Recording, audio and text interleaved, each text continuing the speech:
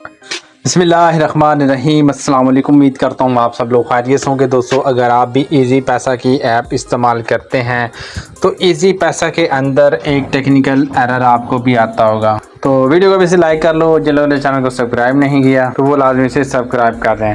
दोस्तों, होता क्या है कि इजी पैसा अगर आप लोग इस्तेमाल करते हो तो इजी पैसा के अंदर एक एरर आता है, this user is not eligible to receive the debit transfer. ठीक है, मतलब कि ये जो यूज़र है ये इजी पैसा के ऊपर जो है वो ट्रांसफ़र नहीं कर सकता, इसको जो डेबिट होता है वो ट्रांसफ़र नहीं करा।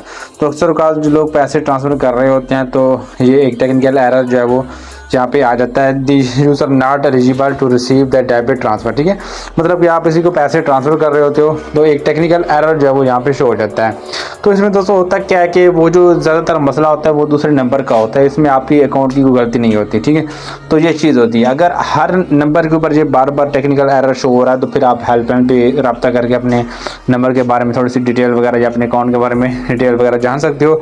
अदरवाइज ये ज़्यादातर दूसरे बंदे के साथ होता है। मिसाल के तौर पर आपने मुझे पैसे सेंड करना तो मेरे नंबर के साथ ये मसला होगा तो फिर ये लिखा आएगा। ठीक है, उसमें आपके अकाउंट कोई कसूर नहीं होगा, आपका अकाउंट जो है ठीक होगा।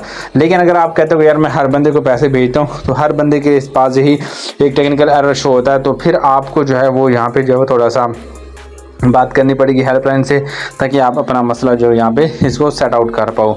तो लोग कहते हैं कि अगर ऐप को डिलीट कर दें, रिफ़्रेश कर दें, डेटा क्लियर कर दें तो कुछ पॉसिबल हो जाएगा। तो भाई ऐसा कुछ नहीं होगा। ठीक है, ये जो एरर होते हैं ना अकाउंट एरर, तो ये ऐप का डेटा क्लियर करने से ख़त्म नहीं होता। ठीक है, ऐप के जो एरर होते हैं वो ख़त्म हो जाते हैं, जो ऑफिशियल एरर आ रहा होता है ना तो वो ठीक जो है वो नहीं होता।